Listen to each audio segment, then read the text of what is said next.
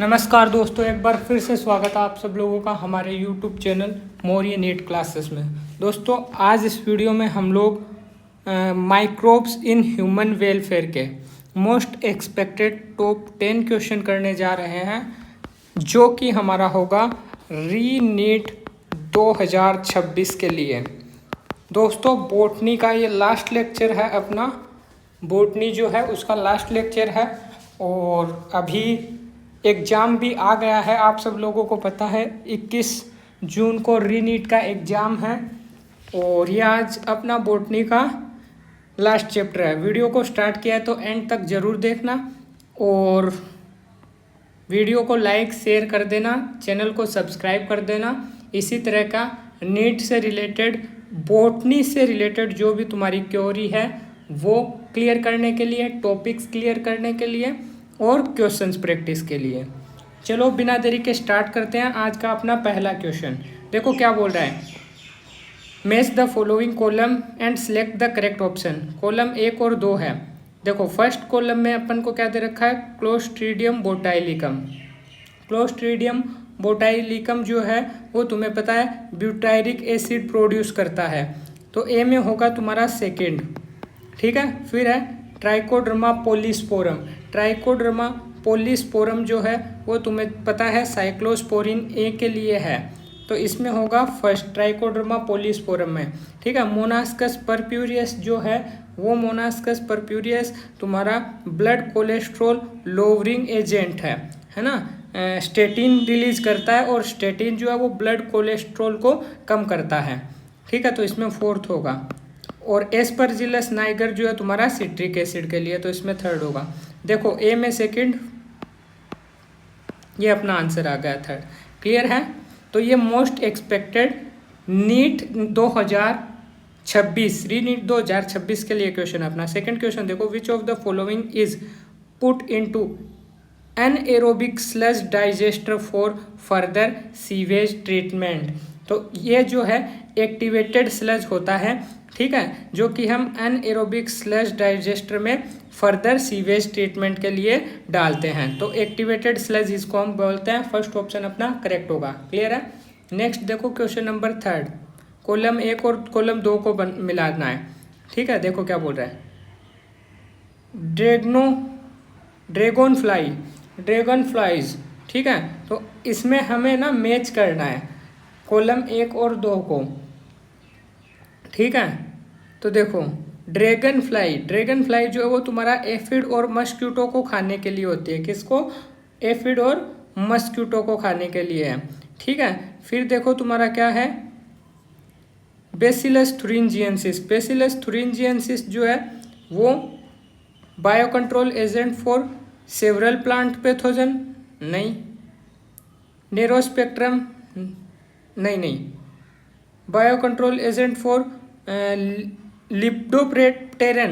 Lepidopteran plants paste, बिल्कुल सही बात है। डीप्टेरन और लेपिडोप्टेरन प्लांट्स पेस्ट के लिए जो बायो कंट्रोल एजेंट है वो बीटी बेसिलस थुरिंजियंसिस को किया जाता है। ठीक है, फोर्थ हो जाएगा। इसके अंदर तुम्हारा सेकेंड था। ठीक है, उसके बाद नेक्स्ट देखो क्या बोल रहा है, ग्लोमस जो है वो क्या है तुम्हारा, ग्लोमस फॉस्फोरस फॉर सोइल, है ना। ग्लोमस वंश का जो है तुम्हें पता है ना, माइकोराइजा में ग्लोमस वंश से रिलेटेड है ना, माइकोराइजा से रिलेटेड है ग्लोमस वंश।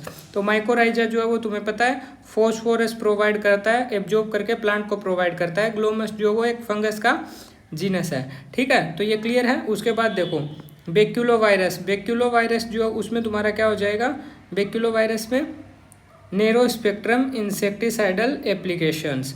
ठीक है, तो इसका आंसर देख लो, इसमें थर्ड आएगा तुम्हारा और इसमें फिफ्थ है। देखो फर्स्ट में सेकंड, इसमें है और इसमें है, ये नहीं होगा। बी में है 4, ये आ गया अपना आंसर करेक्ट। क्लियर है। इसके बाद नेक्स्ट क्वेश्चन देखो, question number 4, which of the following statement about methanogens is incorrect. Methanogens bacteria जो है उसके लिए गलत कौन सा है। देखो पहला, they can be use to produce biogas. क्या ये बायोगैस प्रोड्यूस करने के लिए यूज होते हैं? बिल्कुल सही बात है। अपने को गलत चुनना है। They are found in the rumen of cattle and their excreta, बिल्कुल सही बात है, केटल के रूमेन में ये प्रेजेंट रहते हैं, तो ये भी सही है, अपने को इनकरेक्ट चुनना है, not correct. They grow aerobically and break down cellulose rich food, देखो ये सेलुलोज रिच फूड को तोड़ता है, ठीक है, बट ये एनएरोबिक कंडीशन में ग्रो करता है, जो केटल है उसके पेट में ग्रो कर रहा है ना, अपना नंबर बढ़ा रहा है, तो ये तुम्हारा गलत है और हमें गलत ही चुनना था, तो आंसर हो जाएगा ये। प्रोड्यूस करता है मेथेन गैस, मेथेन गैस बिल्कुल सही बात है। नेक्स्ट क्वेश्चन देखो, इसके बाद question number 5, microbe and their importance, microbe दे रखा है और उनकी इम्पोर्टेंस क्या है वो बताना है। तो देखो सबसे पहले सेक्रोमाइसिस सेरिवेसी, तुम्हें पता है ये एक ईस्ट है, सेक्रोमाइसिस सेरिवेसी एक ईस्ट है जो कि फंजाई ग्रुप के अंदर आता है, ठीक है, यूनिसेलुलर फंजाई है ये ईस्ट, और ये इसे हम लोग बेकर्स या ब्रेवर ईस्ट के नाम से भी जानते हैं, है ना। और तो ये देखो जो एल्कोहल प्रोड्यूस करने में भी ये हेल्प कर रही थी, ठीक है।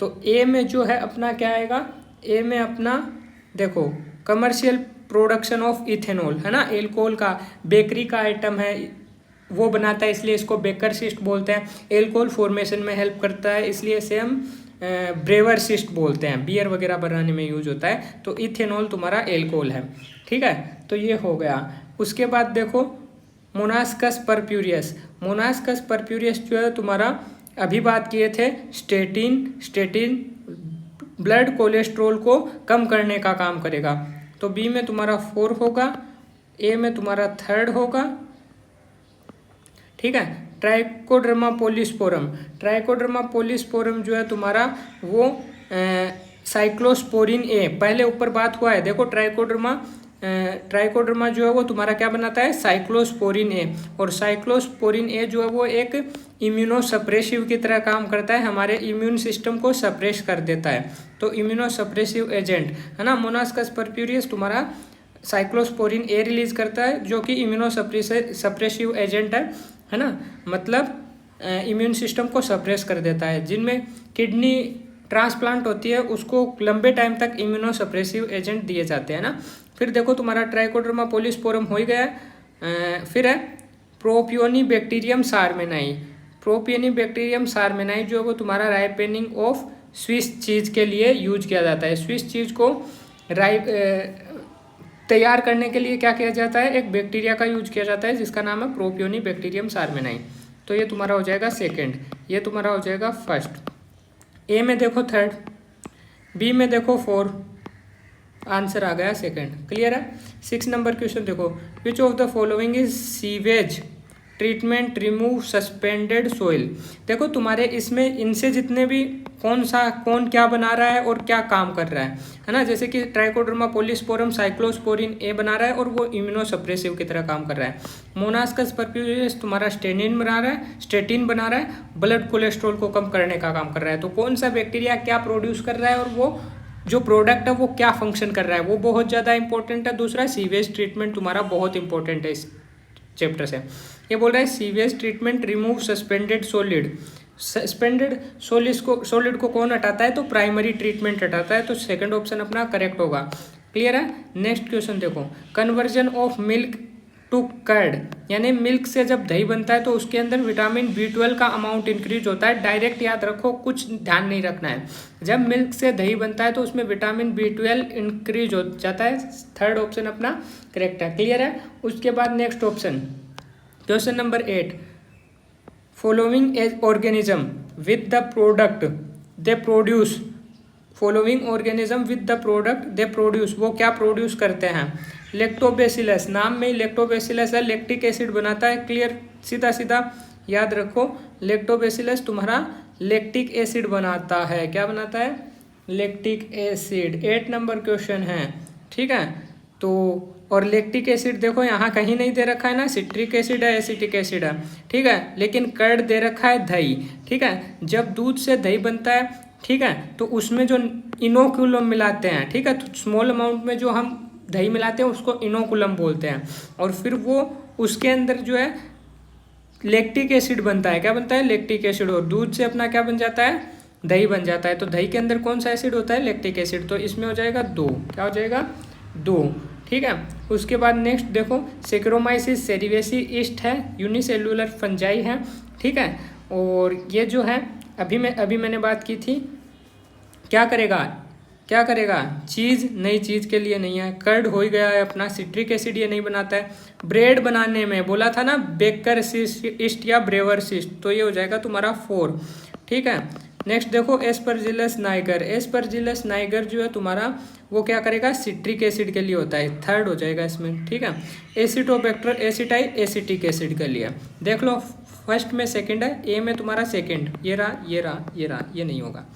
फिर सेक्रोमाइसिस सेरिवेसी 4, बी में तुम्हारा 4, ये तो वैसे ही कट है। ठीक है। एस्परजिलस 3rd, तो 3rd इसमें है, तो सेकंड ऑप्शन अपना करेक्ट होगा। इसके बाद नेक्स्ट क्वेश्चन पे चले हम लोग। चलो देखो next question number 9। What gas are produced in anaerobic sludge digester. Anaerobic sludge digester में तुम्हारा क्या क्या बनता है? देखो, तुम्हारा CH4 मीथेन बनता है, तुम्हारा H2S हाइड्रोजन सल्फाइड बनता है, और कार्बन डाइऑक्साइड भी बनता है। पहला ऑप्शन ओनली, ये दोनों नहीं। दूसरा देखो, मीथेन, हाइड्रोजन सल्फाइड और कार्बन डाइऑक्साइड, तो सेकंड ऑप्शन तुम्हारा करेक्ट होगा। क्लियर है। इसके बाद नेक्स्ट क्वेश्चन देखो, तुम्हारा क्या बोल रहा है कि high value of BOD biochemical oxygen demand indicate, क्या इंडिकेट करता है ये तुम्हारा? तो ये इंडिकेट करता है भैया कि वाटर इज हाईली पोल्यूटेड। देखो, बायोकेमिकल ऑक्सीजन डिमांड ज़्यादा है, इसका मतलब क्या है तुम्हारा? इसका मतलब है कि वाटर जो है गंदा ज़्यादा है, उसमें पोल्यूशन ज़्यादा है। अब उसको फ्रेश करना है, तो उस बैक्टीरिया को, उसको ख़त्म करने के लिए, उस पोल्यूशन को ख़त्म करने के लिए ऑक्सीजन ज़्यादा चाहिएगी। तो बीओडी अगर ज़्यादा है तो पोल्यूशन भी ज़्यादा है। क्लियर है। तो इसी के साथ आज का अपना ये वीडियो भी कंप्लीट हुआ। अगर आपको वीडियो पसंद आया तो इसे लाइक कर देना, अपने दोस्तों तक शेयर कर देना, और चैनल को सब्सक्राइब करना मत भूलना, बेल आइकन दबा लेना, ताकि इसी तरह के नीट एग्ज़ाम से रिलेटेड वीडियो आप तक पहुंचते रहें। मिलते हैं नेक्स्ट वीडियो में, तब तक के लिए अलविदा।